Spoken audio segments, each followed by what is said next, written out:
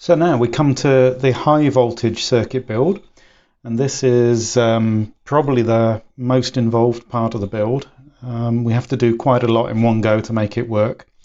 So fundamentally what we're going to do is we're going to provide the controller, make it run with the crystal circuit, some decoupling capacitors, and we're going to use that as a charge pump into the boost circuit. So there's quite a few things that have to go right for this to work, but if you take care and do it a step at a time, then you'll be fine. So the things that we're going to do, just following the parts list in the manual, is we're going to put in some C5, C6. Those are 22 picofarad capacitors.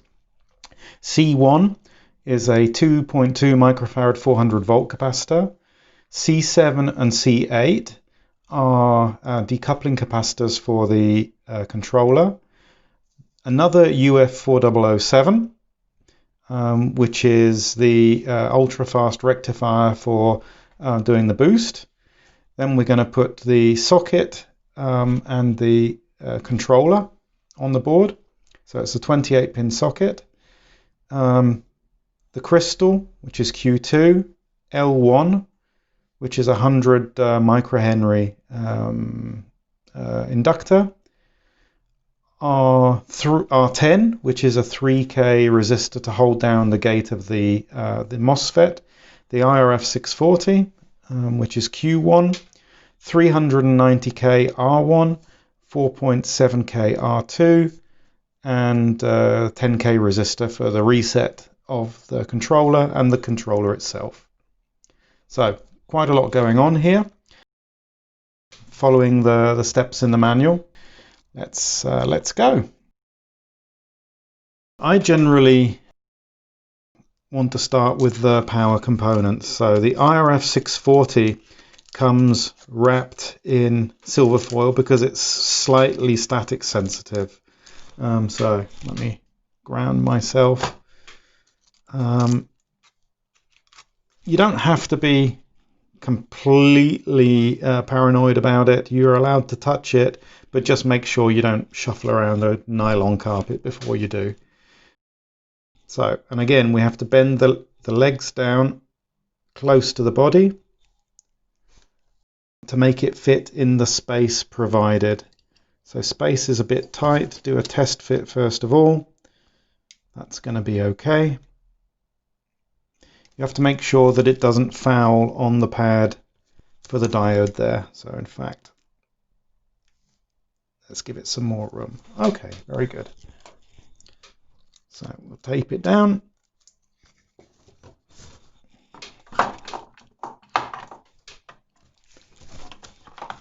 And again, what we're going to do is we're going to solder one pad,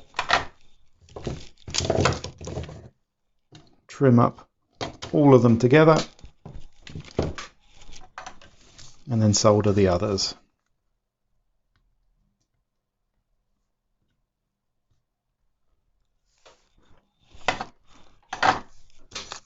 Okay. So let's start with the clock circuit. So C5, C6, 22 picofarad capacitors. They're going to go in the crystal circuit here. And it's a bit fiddly.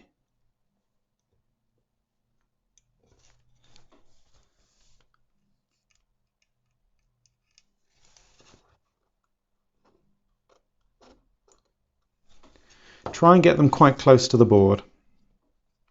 Then Q2, which is the 16 megahertz crystal, pop that in as well, and that also wants to have quite short leads. So let me make sure they don't get away.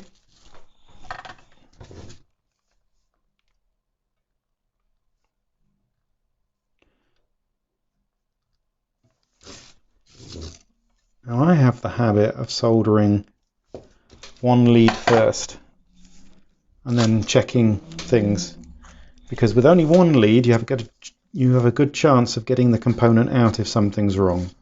Okay, but that looks good. So let's solder in the others.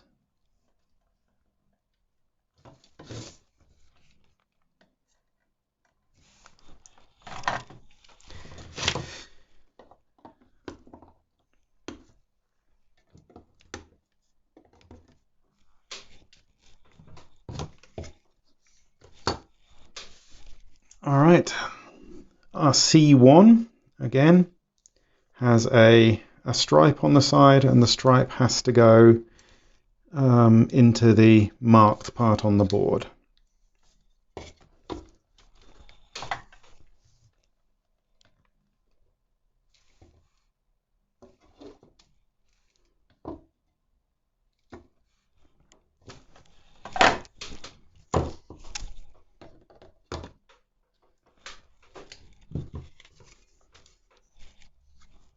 Then let's put in the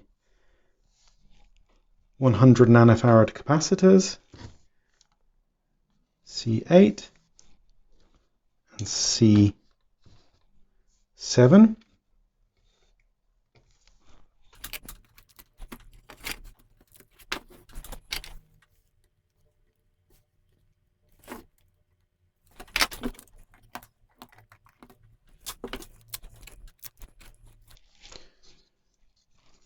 Now D2 goes into this position here, so I bend the leads down, and again the silver stripe goes into the square hole, and for this one there's quite a nice marking on the board, so you won't get it wrong.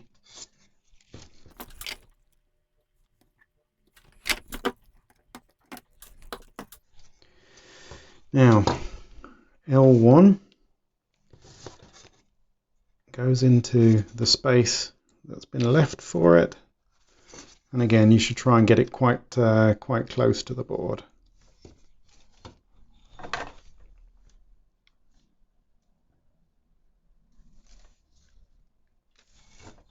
So I'm going to just make sure that is in tight. Okay, so all I did was press down on the top while I reflowed the solder there.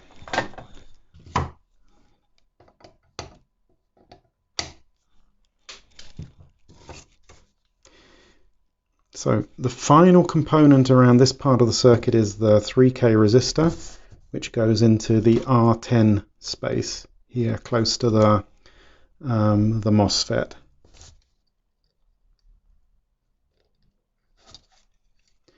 And the role of this resistor is to hold the gate of the MOSFET low if for any reason there's no controller in or it's not giving control of the circuit. Otherwise the MOSFET ends up trying to short out your power supply, and it will get hot, and it's likely to break your power supply, to be honest. The IRF components are absolutely rock solid. They're bulletproof.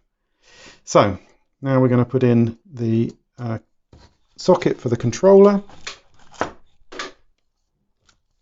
And again, in my usual way, a little bit of tape, and I'm going to solder 2 connections, one at each end. Take the tape off, if I can manage to take the tape off. Okay, and then I'm going to just reflow and push down the socket to make sure it's seated completely perfectly, and that is. Okay, so I'll just whiz through these contacts now.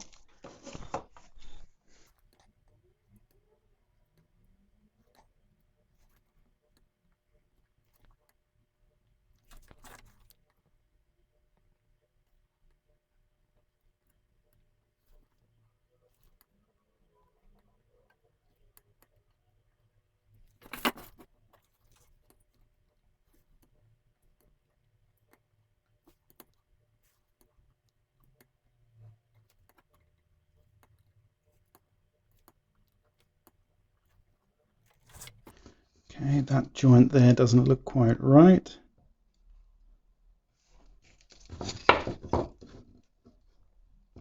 Neither does that one.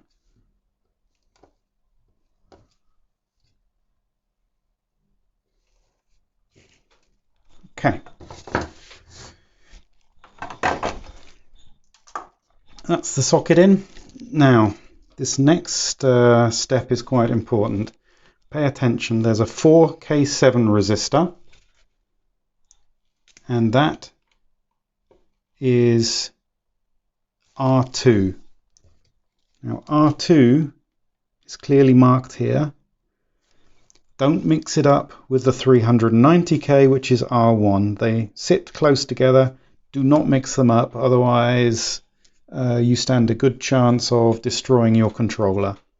So be careful about the orientation. Remember, R1 390K, orange, white, black, orange, brown. 4K7 is yellow, violet, black, brown, brown. Careful with them, don't get them the wrong way around. So R1 390K.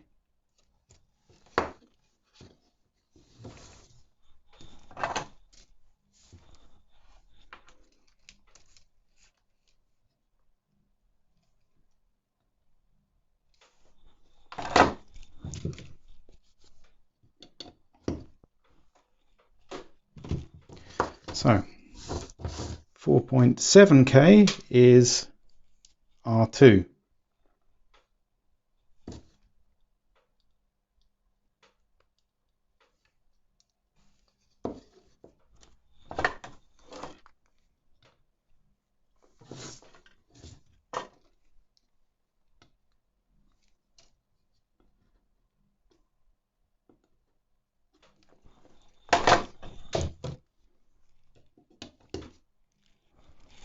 Okay, last component for this step, we need to have the R30 resistor, which is used to pull up the reset pin on the controller. So R30 goes next to the header there.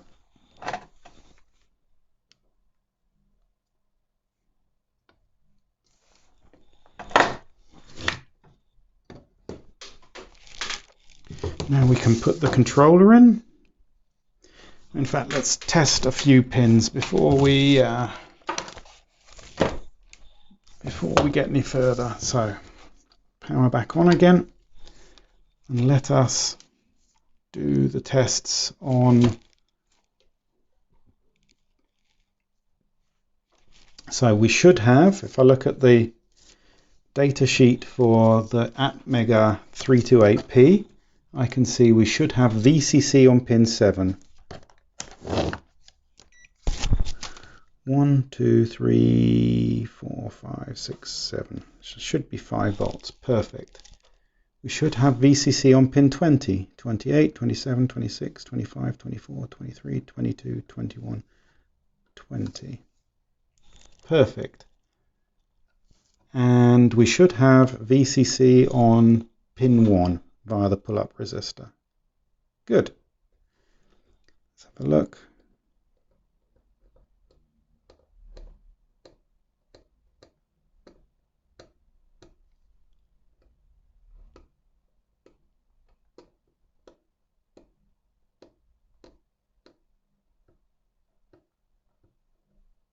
Okay.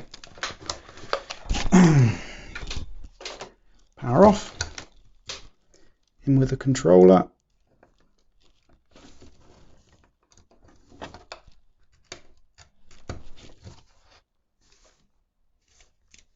Okay, looks good.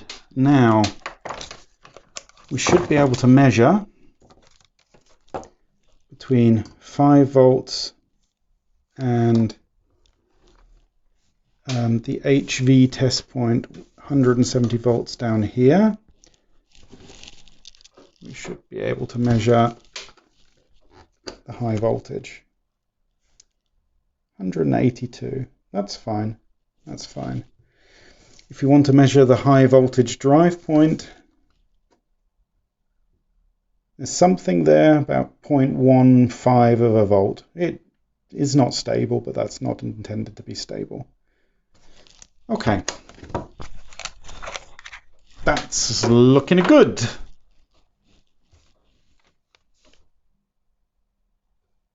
Nothing's hot. Perfect.